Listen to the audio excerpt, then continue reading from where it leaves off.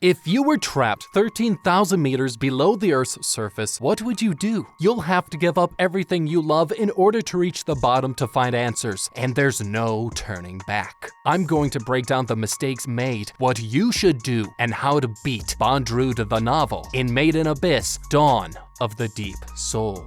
These kids have no idea that they will soon have to give up everything they love in order to make their dreams come true, and they have no clue of what it will cost them in the process. Rico and Reg, after going through so much in the Abyss, have finally teamed up with this furball named Nanachi, and they are off continuing their adventure to find answers to their most desperate questions down within the Abyss, like, where the hell is Rico's mother? Who wrote that note that Rico found telling her to come down here? And what in the hell is Reg? And where in the Abyss did he come from? This is what the group hopes to find out, and they have nearly reached the 5th layer of this horrifying abyss. And they come across the Garden of the Flowers of Fortitude, and it is here where they hear the most horrifying sounds. Unknown echoing screams coming across from the distance. And just then, Reg finally spots a cave raider. But as Reg goes to take a closer look, Nanachi realizes that this cave raider is in fact a member of the terrifying Umbra Hands. Okay, this is insane. These guys have already crossed through what is basically literally hell itself, and Rico has already almost died.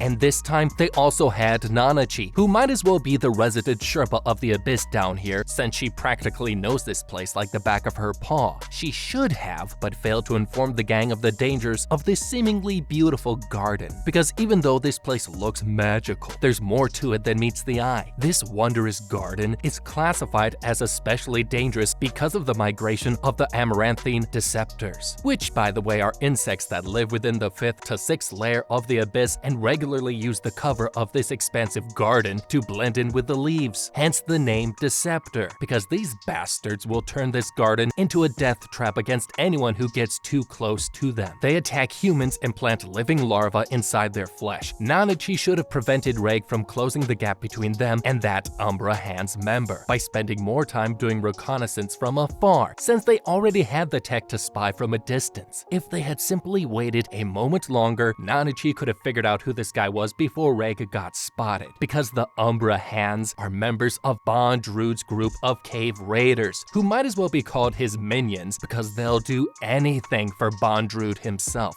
which means this group needs to take more precautions the further down they go within the Abyss, because it won't always be nature itself that they only have to look out for. It is at this moment that Nanachi realizes just who the hell this horrifying cave raider is and where he came from, but it's too late, because this dude has just locked eyes with our dear old Reg, making his arm hair stand to attention in fear. Suddenly, the cave raider disappears and basically teleports right in front of Reg, prompting him to raise his weaponized arm in defense. Reg, now more on guard than he's ever been, asks if that scream he heard was his doing, but the cave raider simply warns Reg to pipe down or he'll wake them. This menacing cave raider with a voice deeper than Darth Vader then hands Reg an old relic that they lost back in Season 1, Rico's Blaze Reap relic, which is a highly destructive large pickaxe that contains everlasting gunpowder that functions as basically a mini rocket launcher. The cave raider then informs Reg that this area is off limits and that they've all been under watch for some time now, shocking Nanachi and proving that who awaits them down within the Abyss is far more powerful than they could ever imagine. Nanachi warns Reg to back off, but Reg is too determined to find out more about this guy, who then demands to know just what this cave raider was up to. Just then, Rico takes out a pamphlet containing information on just what it is that Reg is about to see, and it is truly horrifying. Reg then comes across this insect hiding within the leaves all around him in this beautiful garden, where they attack and implant their larvae inside organisms that come near them, just like this guy. They keep their victims just alive enough so that they can continue to consume on their flesh for even longer, showing us the horrors of what awaits this group the further down they descend.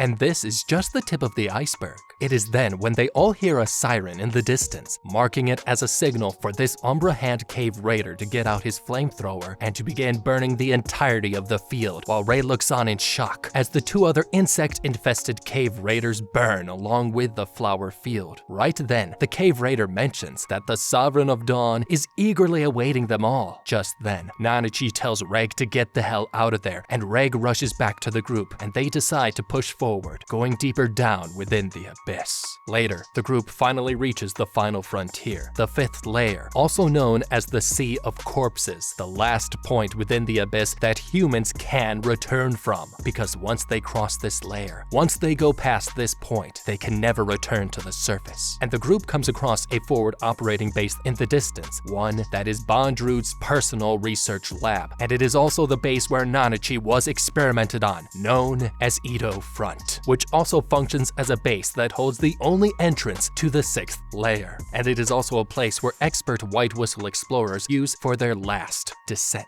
Nanachi then says that in order for them to get to the 6th layer, they'll likely come across Bondrewd himself, who is a psychopathic, legendary, all-powerful mad scientist who's willing to sacrifice anything in order to find out the secrets of the abyss. The group then readies to enter into what will be their final test. Okay, hold up here. These guys are approaching this way too casually. This is Ido Front, the final obstacle in their way to going further down into the abyss. And this base is also where the terrifying Bondrewd the novel lives and works in. This guy is a legendary White Whistle explorer and the guy who Ozin warned us back in season 1 that this guy, according to everyone up on the surface, regularly resorts to illegal and morally questionable means in order to get his way as this station's top scientist. Seriously, this guy will do whatever it takes if it means him becoming one step closer to discovering the secrets of the abyss. And Nanachi herself is proof that he's experimented on humans before, turning them into actual monsters in pursuit of science. And this is the last stop before they likely come face to face with this monster. So if I was them, I'd take a day to talk things over, because if they really want to follow through with this, they better plan this out, because Bondrewd has been known to steal relics in the past, and also has a history of stealing artifacts to further his own gain, and he's a man of knowledge. So like, what do you think he'll do once he finds out that Reg is basically a walking, living, breathing relic of the abyss? I'm pretty darn sure he's not going to let him walk out of there. Reg is singularly unique. So far, we've only found him as the only relic that is sentient.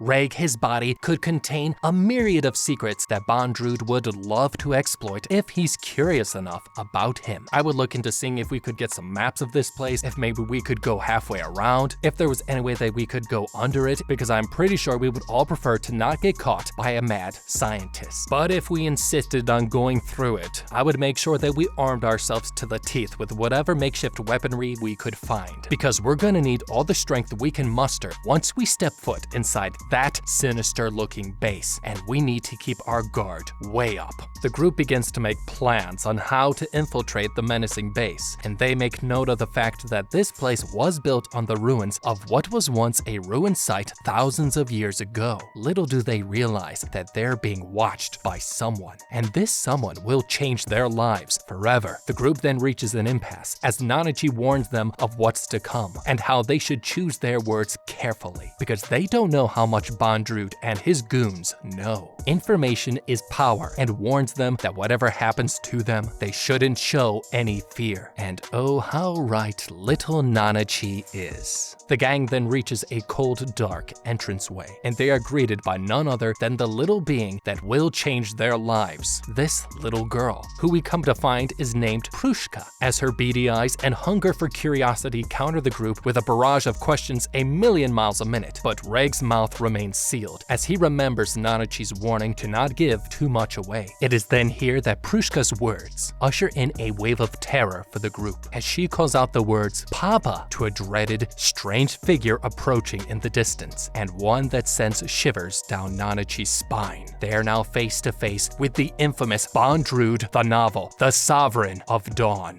In a shocking twist, Bondrewd greets the group cheerfully and congratulates Nanachi on being set free, alluding to what happened to her dear old cursed friend who Reg set free days back by putting her out of her misery. Traumatized Nanachi opts to skip the pleasantries and gets to the main point of why they're here. They want to descend through the entrance into the 6th layer of the abyss, but Bondrewd informs them that the entrance to the 6th layer can only be opened by the sound of a white whistle, and only the true owner of that white whistle can activate the doorway, as the timbre of its sound frequency must match perfectly with that of the original owner. This means that Riko's group can't continue their journey, since Riko only has her mother's white whistle and lacks one of her very own. Okay, white whistles are second-grade artifacts, and are ones that are awarded to only the best cave raiders, though I would not include Bondrewd. However, there's only a handful of them in existence, and if we remember, technically, Riko never got her own white whistle and was given her mother's way back in the beginning of Season 1. The timbre that a white whistle gives off means the sound quality or the tone quality of a note played on a musical instrument, because even within the same family, different instruments have varying tone timbres. This is important, because this basically means that you could have two of the same instruments emitting the same identical pitch at identical volumes, and they'd still produce distinct timbres or sound colors between the two. And despite being blood-related, I doubt Riko can perfectly 100% match the sound of her mother that she made on the white whistle. Now, there's still a ton that we don't know about the Abyss, and Bondrewd's an outright filthy scumbag, but I'd take a shot in the dark and ask if Bondrewd himself could open up the portal to the 6th layer using his white whistle. Worst case, he says no, or makes up some excuse as to why he can't do it, and this way we can simply head our way back out of this creepy base and call it a day, cause I know that this Dead Space wearing Dr. Isaac wannabe scientist has got some tricks up his sleeve, and I do not want to wait around to find out what those are. Riko is devastated at the news as she clutches onto her mother's white whistle, and she remembers that this is the same thing that Beard Guy and Ozin mentioned before. Riko's naive young nature proves once again that life simply won't work out because you had good intentions, and little does she realize that her misery is only going to get worse, as her beloved friends will die because of her soon enough. Bondrewd then offers them a place to stay at this base, and mentions that Pruska already made a room for them, and so with little choice, and needing time to think on their next move, the group cautiously accepts his invitation, entering further into the eerie compound full of fanatical white whistles, who will do anything to further their own knowledge of the barely explored abyss. Pruska then leads the group down the faded orange hallways, showing them the ins and outs of the station, and more importantly, what's on and off limits to them, opening the iron door to a barren room full of meal rations. Here we also find out more information on Pruska about how she was born down here, and how she has never been to the surface, nor has she ever seen the glory of what a true dawn looks like.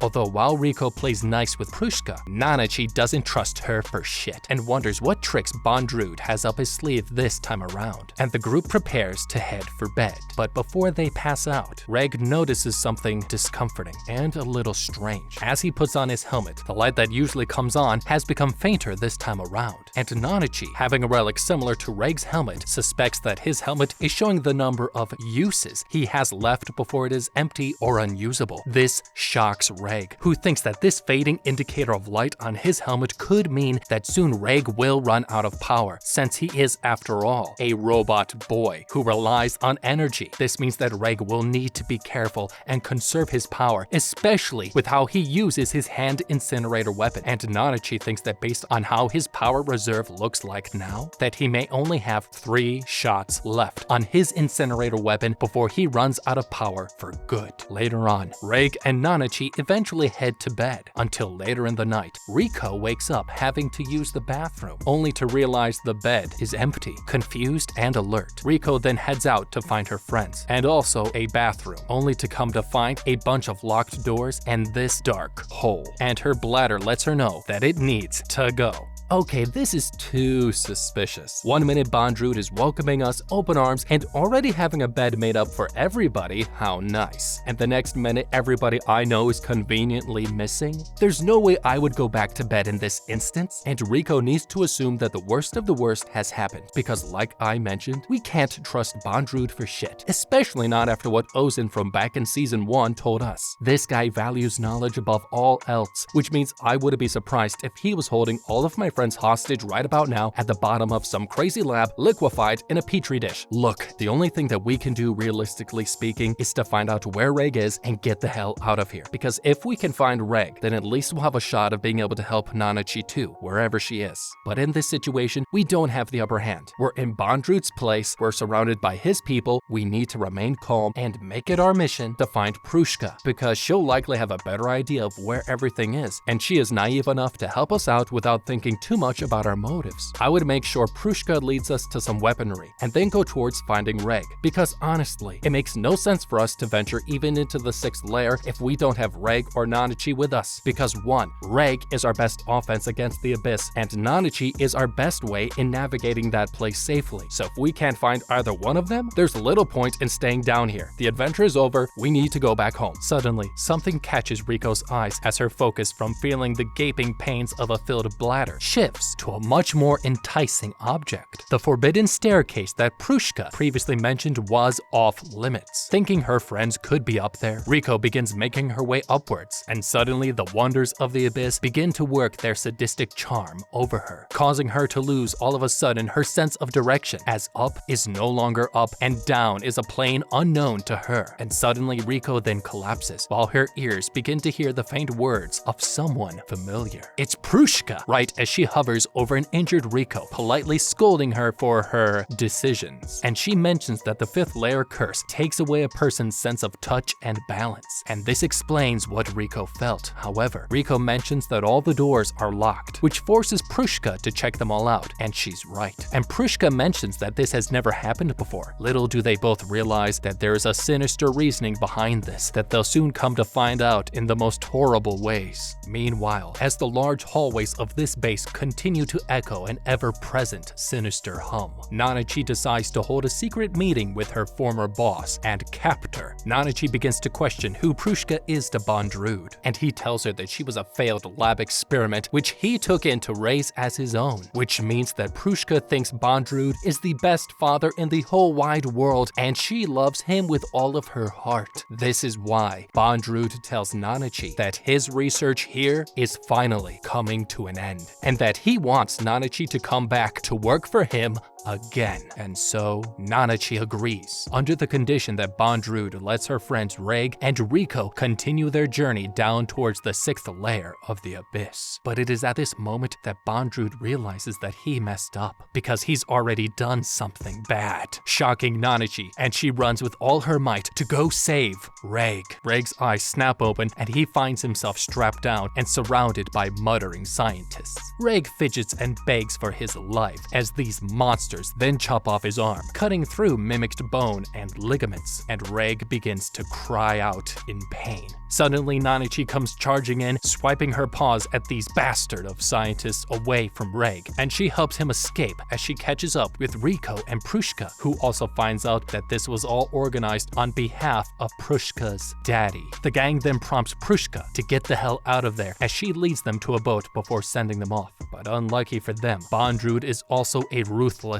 and skilled hunter and tracker, and he follows them all the way down to this cave, right before Reg then fires up his arm-grappling hook and ascends the duo upward, just as this gigantic stinger head pops up to devour all of these scientists whole. Okay, now by the looks of things, it seems as though that they have Bondrewd dead to rights. But here's the thing. This gigantic beast is known as a stingerhead, which is a huge 7-tailed scorpion predator that lurks around the 5th layer, containing enough deadly poison that it can melt flesh and bone with one sting. And this creature is not edible at all, so there's little reason to engage them in battle, unless you think you can actually win against them. But a key signal that will let people know that they are nearby is that a stingerhead's nest has a particular smell that the nest emits, and it's somewhat similar to dried vomit. Listen, this fact is important because it means that an experienced cave raider such as Bondrewd should have been able to recognize the smell from when he first got there. And since this creature is not edible, there's nothing to be gained from Bondrewd fighting this thing unless he thinks he can win, which, if he's right, means we are so so screwed, and not out of the woods at all. I would have taken this opportunity to attack Bondrewd while he was distracted and use Reg's Incinerator Blast to take him out. If we remember, Reg still has about 3 uses left before he runs out of energy, and I think this is one instance where we would warrant the use of his abilities. Worst case, if he runs out of juice, we could just leave him down there and let Bondrewd have him. Another option, we leave him down there and eventually come back with our powerful White Whistle friend Ozin, who we met back in Season 1, and we can ask her to help us retrieve Reg. And with this, we would have Ozin and Nanachi, which means that even if Reg did run out of juice, we could rely on Ozin and Nanachi to ascend the abyss if we did lose Reg. The gang then takes refuge behind this sandstone wall, and they contemplate their next move, hoping that this mighty creature of the abyss will finally take out Bondrewd. But they're about to find out that this mad scientist might as well be the Made in Abyss version of the Terminator, because he just keeps coming back. And we see Bondrewd pop out, seemingly unharmed, and he comments that he knows where Nanachi is hiding, a trick that Nanachi thinks he's using to peek in on her sense of sight, meaning hiding is not an option. And so the gang decides to switch tactics, hitting him hard and fast before reinforcements come, charging up to him simultaneously from all angles and in every way that they can, with Reg coming at him hard and forcing him down within the cold depths of the frozen water, right above the 6th layer, before suddenly rappelling up backwards, forcing Bondrewd's human body to feel the effects of what happens when you rapidly ascend the abyss, which cause him to experience a slew of biophysical problems that take hold of his body, and he slowly begins to die, right before Reg drops a final rock on his body. Just then, reinforcements arrive along with Pruska, who is absolutely heartbroken to see her father laying dead in front of her. And right then, we see the most insane thing ever happen. This guy, a member of the Umbra Hands, rips the helmet off of Bondrewd and places it upon his head. All of a sudden, this Umbra hand transforms into Bondrewd. He's alive. This shocks the whole crew to their core. And on top of that, Bondrewd reveals something even more sinister. He congratulates the group on helping Pruska's love for Bondrewd to grow stronger, and means that he can now experiment on Pruska and use her unrequited love for him as a means for his body to receive the blessing, which basically means that now Bondrewd will be able to sacrifice Pruska and use the love that she has towards him as a means of receiving the blessing of the abyss, a transformation which will enable his body to freely roam the depths of the abyss like Nanachi without dying. This was his ultimate plan all along, just like he did with Nanachi and Midi. It was Midi's love for Nanachi that caused Nanachi to receive the blessing and not the curse of the abyss, but it required sacrifice in the form of Midi losing her soul. Bondrewd then takes his leave, as the distraught gang eventually tries to figure out how Bondrewd survived, and Rico suspects that he used the Zoaholic Soul Slave Machine relic to copy his consciousness into another person. But then Nanachi thinks that he can simply transfer his consciousness even without the mask, but that he'll have problems if he expands his force field too much, and that the mask is just a symbol. Hold the crap balls up. We gotta talk about what Rico just suggested, because they went over it way too casually. We gotta talk about the Zoaholic Soul Slave Machine relic for a second, because this is one such relic that is arguably the most important relic out there. Like Rico mentioned, the Zoaholic allows the user to basically transplant their mind into other living beings, spreading the consciousness of one person through multiple beings. If I was Rico, I'd say screw Pruska and work on finding the Zoaholic first, because this way we'll be able to outsmart Bondrewd by destroying this relic, cutting him off from his source of power. This way, if we try to kill him, he won't be able to simply jump into another body, and we can finally get rid of him for good. I know Pruska is an adorable snot-looking mushroom, but we gotta let her go and get our priorities straight if we want to have any shot of defeating Bondrewd. Angry Nanachi and down-and-out Rico plot their plans to take back Pruska and save her. Nanachi, already knowing the layout of the base, lays out the plan for the team. Reg, using his robot energy-absorbing body, will head down into the room that houses the power source for the station, and while he absorbs all the energy that this place has to offer, Rico and Nanachi will buy him some time by playing nice with Ido Front's bodyguards. Meanwhile, a lost and confused Pruska finally wakes up, naked and cold on an operating table, and her daddy watches over her, drawing marks all over her body. Markings as to where they'll slice her open, all for Bondrewd's gain. And he looks into the innocent, pure eyes of Pruska and mentions that they'll see the dawn together. If Rico can get to her her in time, she might be spared, and the clock to save her starts ticking. Elsewhere, Reg reaches the power station room and, not knowing what to do, clumsily takes apart some cord wrapping to unveil some exposed wiring, and he places his hands on it and absorbs everything that this station has to offer, and feeling all of this newfound deadly power coursing throughout his body. Just then, with the energy drained from the entire station, Rico and Nanachi use this opportunity to escape from Bondrewd's guards, and this tiny fluffy fat sausage of a creature leads them right into this sadistic looking lab, and Nanachi comes across something that she should have never stumbled upon: used cartridges filled with crushed spines and organs of children that Bondrewd used for all of his sick experiments, cramming their flesh inside these cartridges. And worst of all, Nanachi helped him through all of this. Any sensory organ that might hamper the curse of the abyss was chopped off from their body, all to be used towards Bondrewd's goal of becoming an indestructible cave raider who can survive all layers within the abyss. This is what remains inside those cartridges, and what Nanachi and her friend were subjected to, and that is what Nanachi helped Bondrewd with as his slave all those years ago. Nanachi loses it and begins breaking down, crying, and Rico goes to comfort her, but they barely have time to get it together when in comes Bondrewd himself. Nanachi then angrily accuses Bondrewd of killing innocent children for his cartridges as Rico's mouth drops open wide, but Bondrewd then mentions that he assumed they were here to create Rico's white whistle, one belonging to Rico and not her mother, and he reveals here and now to the young group of kids the realities of what it takes to actually make a white whistle, because in order to make one, someone else who has undying love towards Rico must sacrifice themselves in order to create a white whistle, showing just how sadistic one needs to be in order to become a white whistle cave raider. Rico's mind is shattered. Suddenly, Nanachi tackles Rico to safety as a massive explosion erupts in front of Bondrewd. It's Reg, and he's powered up and ready to kick ass. Okay, this is insane, but also a little strange. If what it takes to create a white whistle is needing someone else who loves you so much that they're willing to sacrifice themselves in order to create a white whistle, is this the deep dark secret that no one else knows about? Or do only the higher levels of the cave raiders know? I'd imagine that this is something that would have been brought up at least once during her training back in season 1. White whistles are made out of 2nd grade artifacts called life reverberating stones, whereby the raw material needed to help make a whistle, as Bondrewd said, is a human being. Basically, someone needs to be willing to sacrifice everything for Rico, essentially killing themselves and then turning into a life reverberating stone, from which Rico can then use as her white whistle. Now Bondrewd is about to have his hands full with fighting a roided up Reg, and this means that this is the perfect opportunity for Rico and Nanachi to begin scouring the entire Ido Front base for more Umbra Hand members, because remember from last time that we killed Bondrewd, he has the ability to switch his consciousness with another member of the Umbra Hands. This means that Bondrewd is using everyone working at his base as his slave and backup body. This way, if his current body dies, there'll still be somebody else around the base that is willing to offer up their body to Bondrewd. So if we take out all the other members of the Umbra Hands, we might be able to have a shot of stopping Bondrewd for good, and ideally along the way find Pruska. Reg, now powered up with the energy of the entire base in his body, takes on the Sovereign of Dawn, and Bondrewd, now all powered up from the energy of dead children in his body, battles it out with Reg.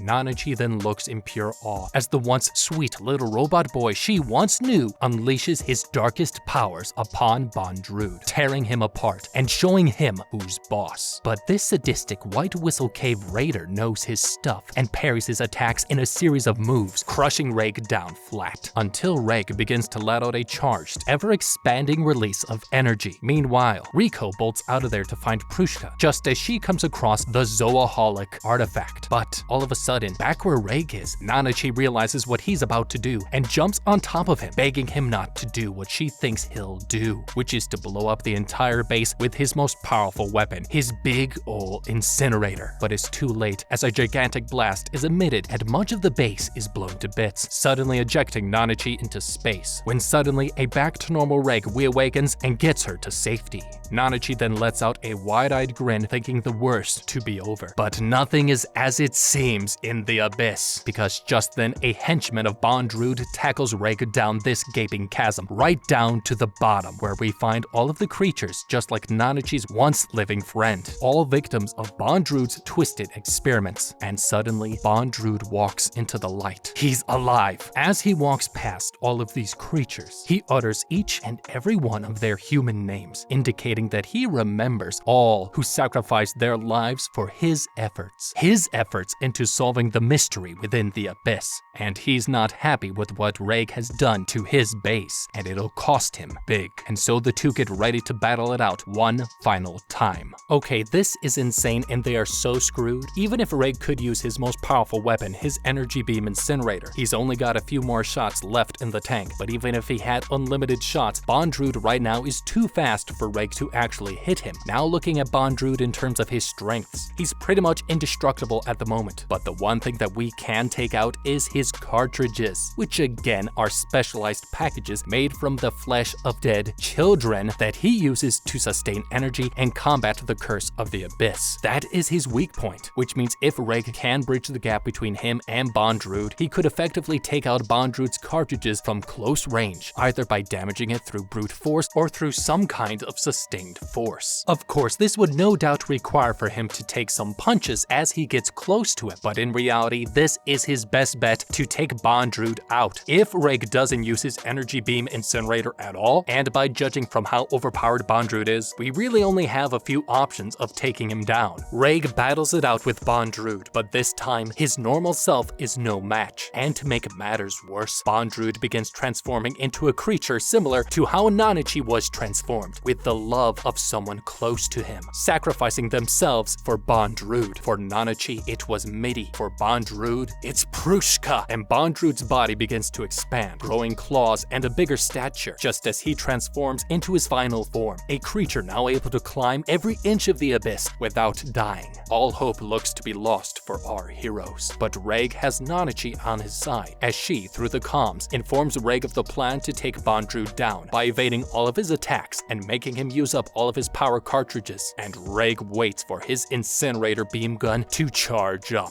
Doing everything that he can, he dodges all that Bondrewd throws at him until Bondrewd's cartridges runs out. And that's when the gang finds out that within one of those cartridges is Pruska. What it do, anime crew? We're back with another mid-bid review. So Albert, tell me, what did you think of the Made in Abyss movie? So honestly, the movie is really good. It builds upon the mystery of the first season, but it also sets up some questions for season 2. Like, how deep does this abyss go? Or who became Rico's mother's white whistle? This sets up a lot of anticipation for the second season. What do you think of the movie, Dom? Oof, I'll be honest, for me, I didn't like the movie too much. You know, the whole point of the TV show was exploring the abyss, and in here, they didn't explore shit. Look, I get it, it's more of a character piece, exploring Bondrewd, yada yada, I get it. But exploring the abyss was so exciting though. Bondrewd is a badass, however. Alright, back to the video.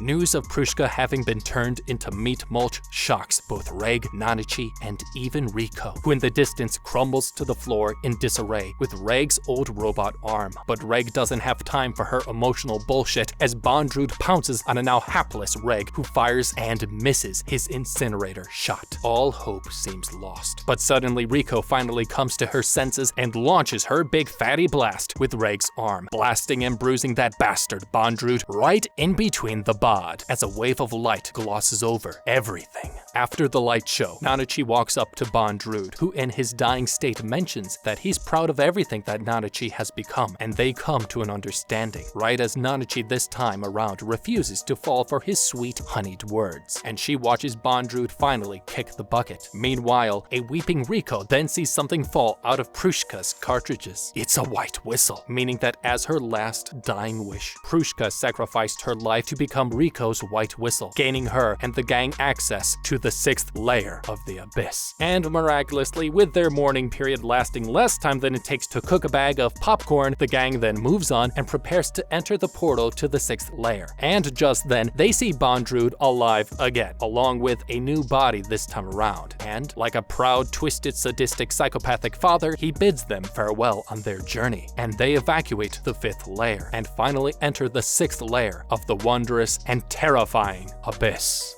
And if you want to join us to the 7th layer of Abyss, don't forget to like, comment, subscribe, and check out the How to Beat playlist down below.